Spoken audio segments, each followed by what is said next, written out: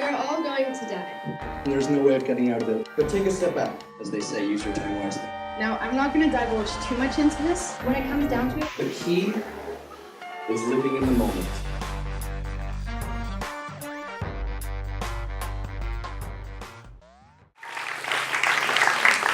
Our brainstorm topic tonight is Education to End Poverty, Lessons from History and from Experience. Please welcome Imogen.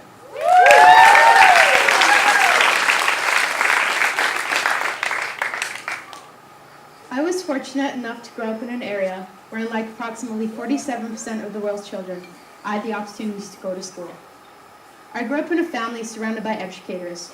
My mom is a teacher, and my aunt and uncle worked as either educational consultants or teachers, all the way back to my great-great-grandfather, who was a headmaster.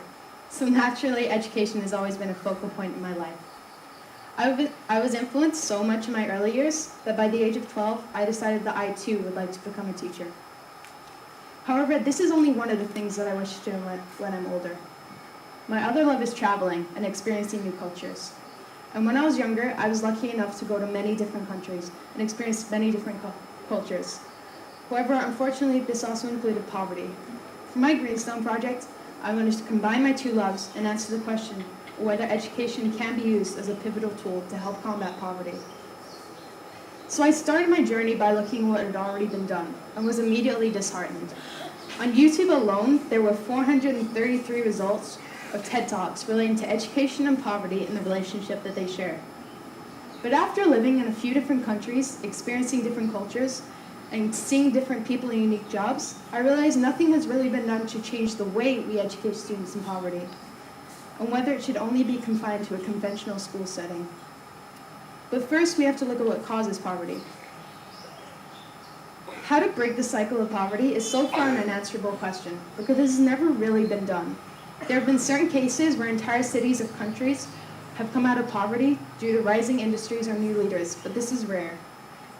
There are many reasons why poverty occurs in the first place, such as years of disenfranchisement, corruption on a higher level, or social injustices, such as corruption on a lower level, or not being able to see that poverty is actually an issue. But when we look at the issue of education to end poverty, there have been many schemes developed, the most popular of which is the incentive scheme. I do, however, disagree with some of these schemes, and I'll tell you my reasons. Firstly, let's look at the No Child Left Behind Act in the United States. Take into account the results of this act. Test scores miraculously went up, not necessarily because the students were being taught better, but because many teachers cheated the system. They manipulated the results in order to make themselves look better and gain financial benefit. This incentive scheme was not and is not for the students. It is only really beneficial to the politicians using education as a way of showing how they've improved society. You may, of course, argue that if schools get more money, they will get improved resources, and new teachers may come in as a form of gentrification. However, that does not necessarily mean that the students will receive a better education. It is more likely that the teachers will continue to cheat the system in order to keep gaining money, and you may ultimately attract teachers who are purely motivated by money.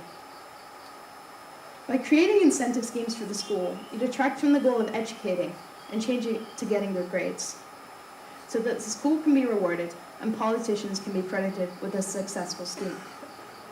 However, this scheme is particularly divisive, as it penalizes the schools in deprived areas.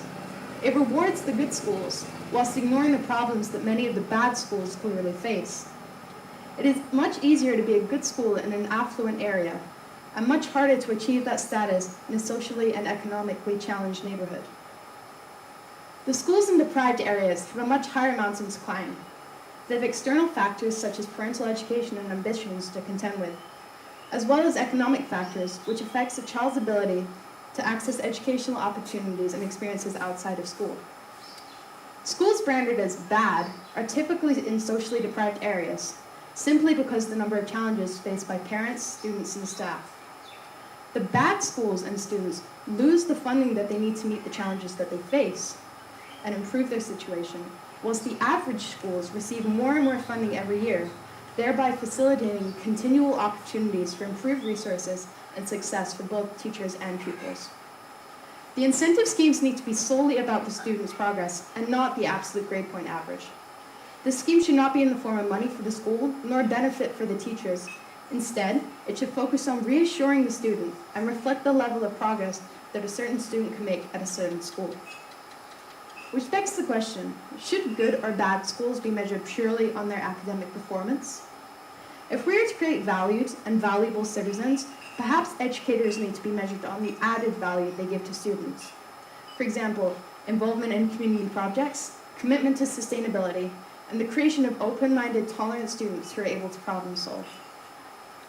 For students to be confident and successful, they need to know that they're not failing, that they all have a worthwhile talent that they can contribute to society. Even if they're not academic, they do not necessarily fail. Many students in poverty do not have much stability in their lives. Therefore, the school can provide the stability that the child needs. There needs to be reassurance that just having a positive attitude and trying your best are all important attributes in their own right. However, these are not the only schemes that I believe that are needed to validate the students from low-income backgrounds and should be used to encourage them to succeed. In my opinion, the school's infrastructure should be changed. I decided to create a system of the most important things that I believe should be implemented in all low-income area schools to boost student contribution and results, no matter where they are in the world. Now, I'm not going to divulge too much into this because I wrote a much more in-depth explanation in this booklet. However, I will talk about what I believe is the most important aspect of success of a school. I personally believe that parental-teacher cooperation and involvement in all aspects of learning and behavior is pivotal. More often than not, children are in poverty and not going to school because their parents didn't either. This is a form of poverty manifestation. Parents need to see the value of educating their children and sending them to school, for both the benefit of themselves and their children. If the parents don't see the benefit or are not included, what's the point? I've experienced this problem in Zambia, at Nandavo Community School. I want to tell you the story about a 6-year-old girl that I know called Namakau. She is one of the brightest children that I've ever met. Instead of going to play with the other kids, she would sit on the steps and read or copy over writing from torn old exercise books. She loved going to school and she loved to learn. And she loved everything about being there. But one day she just didn't turn up. It wasn't her choice to stop going there, but it was her parents. Most of the parents that I personally know in Zambia are illiterate, and they felt uncomfortable with their children being more educated than them. It upset the hierarchy of power and worth. This therefore discouraged them from sending their children to school. To be able to encourage the parents to get their kids to school, some form of education or schooling needs to be provided for them. Now in the US, this has been seen in the form of GED classes during school times. And here in Bali, the Safe Childhood Center and their Senang Happy Workshop provides employment for the mothers whilst educating their children. And in the UK, the Right Start movement brought parents into their own area of the school to learn how to read and write, attend positive parenting classes, and help their children with their homework. This leading by example initiative in creating a learning community is also extremely important for the school as a whole.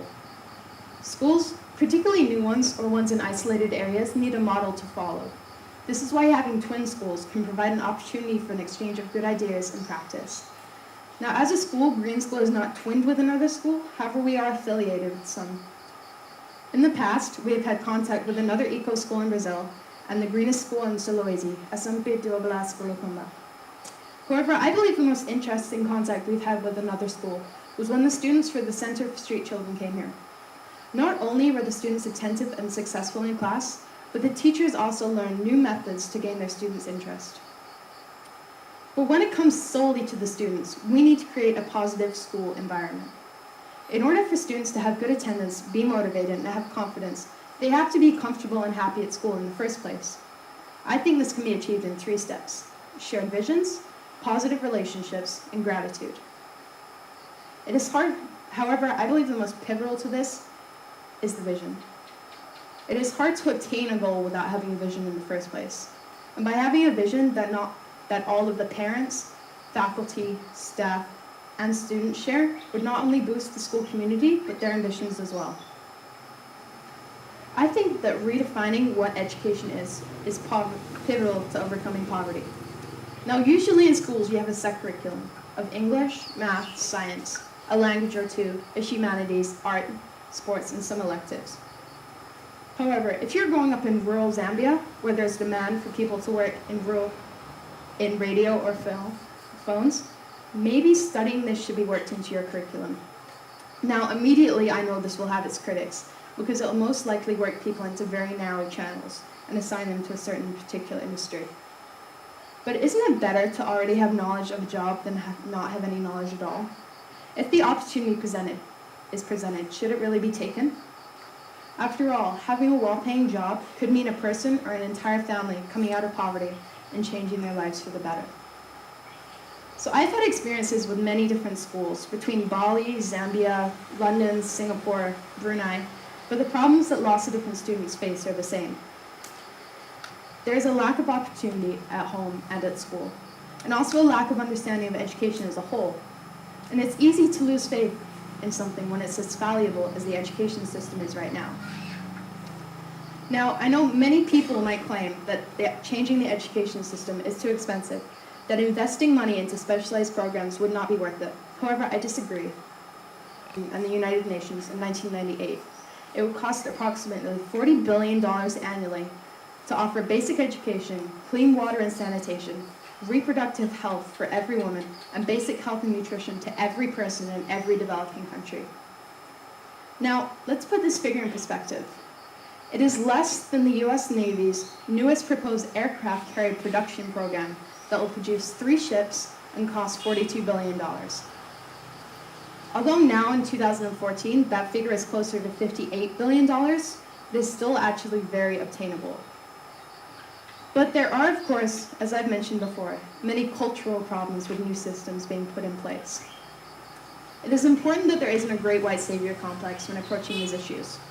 Not everybody wants help, and not everybody wants outside intervention, and that's okay. We need to remember that you can't help people that don't want help. And more often than not, it'll actually do more harm than good. So, my guiding question was, can education end poverty? And the answer to that is no. Not yet, anyway. Although this is frustrating to hear, no substantial change happens overnight. There will always be critics, and there will always be believers. I believe that the future of education lies in expanding it to the world, taking it out of the classrooms and the boxes that it's confined to, and provides opportunities that are within reach and obtainable for students. Focus on different cultures, people skills, and acceptance, things we need to be able to go out into the world as decent human beings without feelings of ignorance or prejudice, to be confident enough to follow our gut, and to be enthusiastic enough to never give up. Once we start preaching these things, then maybe there will be enough understanding of how education can truly end poverty. Thank you.